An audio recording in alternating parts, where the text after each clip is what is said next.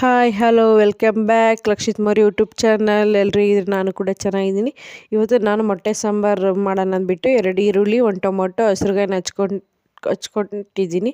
ಅದ್ರ ಜೊತೆಗೆ 1 ಟೇಬಲ್ ಸ್ಪೂನಷ್ಟು ಧನಿಯಾ ಪೌಡ್ರು, 1 ಟೇಬಲ್ ಸ್ಪೂನಷ್ಟು ಗರಂ ಮಸಾಲ, 1 ಟೇಬಲ್ ಸ್ಪೂನಷ್ಟು ಚಿಕನ್ ಮಸಾಲ ಮತ್ತು ಒಂದು ಚಿಟಿಕೆ ಅರಿಶಿನ ತೊಗೊಂಡಿದ್ದೀನಿ.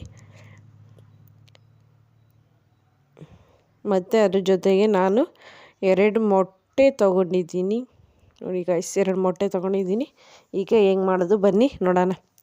ಈಗ ನೋಡಿ ಬಾಣಲಿನ ಇಟ್ಟಿದ್ದೀನಿ, ಅದಕ್ಕೆ ಸ್ವಲ್ಪ ಎಣ್ಣೆ ಹಾಕ್ಕೊತಾ ಇದ್ದೀನಿ. ನಾನು ಸ್ವಲ್ಪ ಎಣ್ಣೆ ಹಾಕೋತೀನಿ, ಬೇಕೆ ಅನ್ನೋರು ಇನ್ನೊಂದು ಸ್ವಲ್ಪ ಜಾಸ್ತಿ ಹಾಕೋಬೋದು. ಬಟ್ ನಮ್ಮ ಮನೇಲಿ ಆಯಿಲ್ ಕಮ್ಮಿ ತಿನ್ನೋದ್ರಿಂದ ನಾನು 1 ಟೇಬಲ್ ಸ್ಪೂನಷ್ಟು ಎಣ್ಣೆ ಹಾಕ್ಕೊಂಡಿದ್ದೀನಿ. ಅದಕ್ಕಾದ ನಂತರ ಸ್ವಲ್ಪ ಸಾಸಿವೆ ಹಾಕ್ಕೊತಾ ಇದ್ದೀನಿ.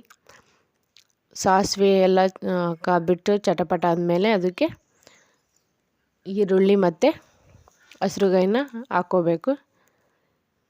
ಈಗ ಈರುಳ್ಳಿ ಮತ್ತು ಹಸಿರುಗಾಯಿನ ಹಾಕ್ಕೊಂಡು ಬಾಡಿಸ್ಕೊತಾ ಇದ್ದೀನಿ.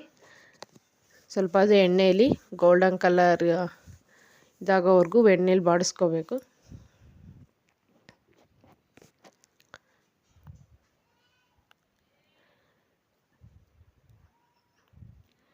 ಚೆನ್ನಾಗಿ ಫ್ರೈ ಮಾಡ್ಕೋಬೇಕು ಹಸಿರುಗಾಯಿನೂ ಮತ್ತು ಈರುಳ್ಳಿನ.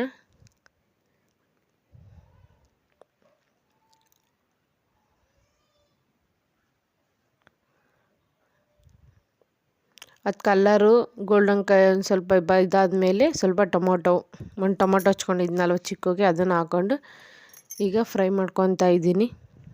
ಇದು ಕೂಡ ಚೆನ್ನಾಗಿ ಎಣ್ಣೆಯಲ್ಲಿ ಫ್ರೈ ಮಾಡ್ಕೋಬೇಕು.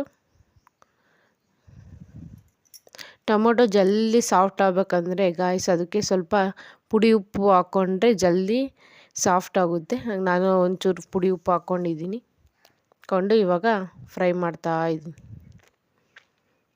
ಚೆನ್ನಾಗಿ ಬಾಡಿಸ್ಕೋಬೇಕು ಎಣ್ಣೆಲಿ ಫ್ರೈ ಮಾಡಿಕೊಂಡು.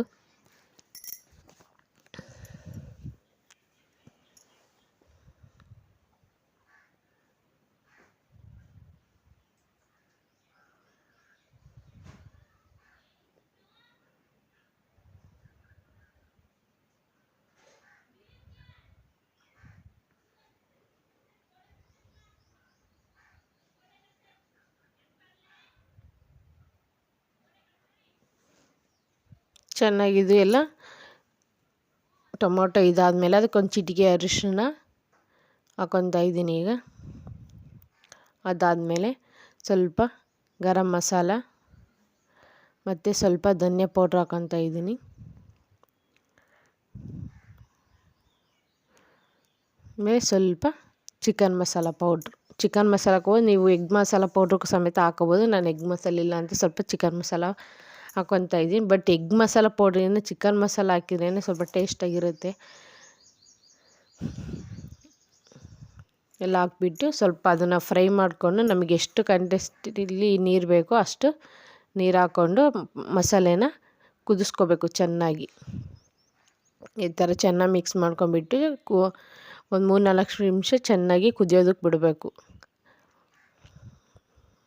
ನೋಡಿ ಗೈಸ್, ಹಾಕಿದ್ದೀನಿ. ಇದನ್ನು ಒಂದು 3-4 ನಿಮಿಷ ಕುದಿಯೋದಕ್ಕೆ ಬಿಡೋಣ.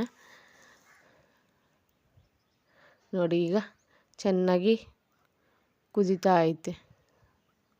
ಕುದಿಬೇಕಾದ್ರೂ ಒಂದ್ಸಲ ಎಲ್ಲ ಮಿಕ್ಸ್ ಮಾಡ್ಕೋಬೇಕು. ಮಸಾಲೆ ಇದು ಪೌಡರ್ ಹಾಕಿರ್ತೀವಲ್ವ, ಆ ಥರ ಹಾಕಿದ್ಮೇಲೆ ಮತ್ತೆ ಒಂದು ಮೊಟ್ಟೆ ಹಾಕ್ಕೋಬೇಕು. ಕುದ್ದಾದ್ಮೇಲೆ ಮಸಾಲೆ ಕುದಿಸ್ಬಿಟ್ಟು ಆಮೇಲೆ ಮೊಟ್ಟೆ ಹಾಕ್ಕೋಬೇಕು ಗೈಸ್, ಆವಾಗ ಚೆನ್ನಾಗಿರುತ್ತೆ. ನಾನಿಲ್ಲಿ 2 ಮೊಟ್ಟೆ ಹಾಕ್ಕೊತಾ ಇದ್ದೀನಿ.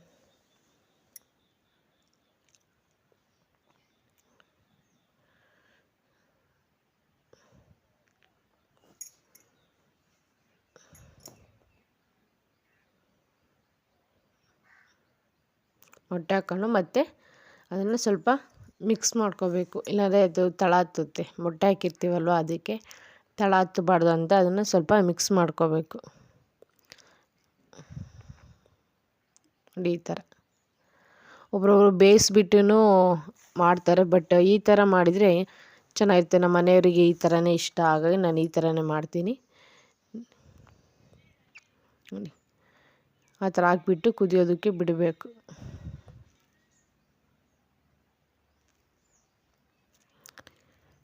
ಹೇಗಿದೆ ಅಂತ ಕುದೀತಾ ಇದೆ ಇವಾಗ. ಒಂದು ಚೆನ್ನಾಗಿ ಕುದ್ದು ಬೇಯೋವರೆಗೂ ಕುದಿಸ್ಕೊಂಬಿಟ್ರೆ ಅಷ್ಟೇ ಗೈಸ್, ಮೊಟ್ಟೆ ಸಾಂಬಾರು ರೆಡಿ. ನೋಡಿ ಗೈಸ್, ಇವಾಗ ಮೊಟ್ಟೆ ಸಾಂಬಾರು ರೆಡಿಯಾಗಿದೆ. ನಾನು ಮುದ್ದೆ ಮತ್ತು ಮೊಟ್ಟೆ ಸಾಂಬಾರು ಹಾಕಿದ್ದೀನಿ. ಇವಾಗ ಬನ್ನಿ ತಿನ್ನೋಣ, ಹೇಗಿದೆ ಅಂತ ನೋಡೋಣ ಗೈಸ್.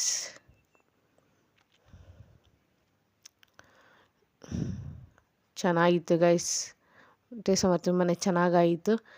ನೀವು ಕೂಡ ಟ್ರೈ ಮಾಡಿಬಿಟ್ಟು ಹೇಗಾಗಿದೆ ಅಂತ ಕಮೆಂಟ್ ಮಾಡಿ ಗೈಸ್. ಈ ವಿಡಿಯೋ ಇವತ್ತು ಇಷ್ಟ ಆಗಿದೆ ಅಂತಂದರೆ ಪ್ಲೀಸ್ ಸಬ್ಸ್ಕ್ರೈಬ್ ಮಾಡಿ, ಲೈಕ್ ಮಾಡಿ, ಶೇರ್ ಮಾಡಿ. ಧನ್ಯವಾದಗಳು.